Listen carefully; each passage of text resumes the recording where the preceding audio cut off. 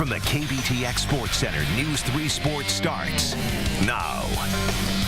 Well, howdy and good evening, everyone. It had been 3 games and 3 wins for the Aggie women's basketball team coming into today. However, all 3 of those wins came from the friendly confines of Reed Arena. That win streak was put to the test today on the road in Knoxville against Tennessee. Now let's take you out to Knoxville and the Thompson Bowling Arena. Ags looking for their first win in that building. And Taylor Cooper, well, she wanted to help the cause for her Aggies. She draws up a 3 right there and connects. That would even things at 9, but it didn't last. The Lady Vols would get on a run here. Here's Alexa Middleton. Beautiful pass to Jamie Nard. Lady Vols up 28-19 at that point. They would lead it 38-32 at the half. Now let's fast forward to the 4th. Ags down 6 and in need of a bucket. And look who it is. Danny Williams dials up a tray and hits. She had a game-high 18. Then next day in possession, it's Curtis Knox from long range. She had a double-double tonight, 10 points and 10 assists. We're tied at 59. Then with a mere seconds remaining, same score. Danny Williams is off the mark. The offensive board here from Kyla Hillsman, and she gets it to go. Ags win 61-59. It's Gary Blair and A&M's first win on Tennessee's home court. Folks, you saw a very good basketball team. It's more of a defensive struggle by both teams.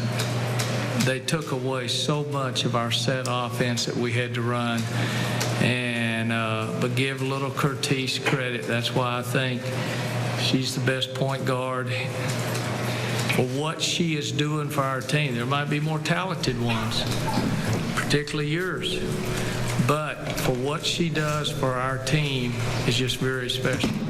Again, Knox with a double-double tonight. The Ags will return to action Thursday at LSU. Aggie softball back on the diamond this afternoon, looking for their 4th win of the weekend, taking on Lamar for the 2nd time. And let's take you to the 2nd inning. Ags up 1-0, but Shelby Houston lays down the bunt to score Brittany Rodriguez. That would even the ball game at 1. The Ags, however, would get the bats going again in the 3rd. Keely Milligan slaps this one opposite field to put runners at the corners for the Maroon and White.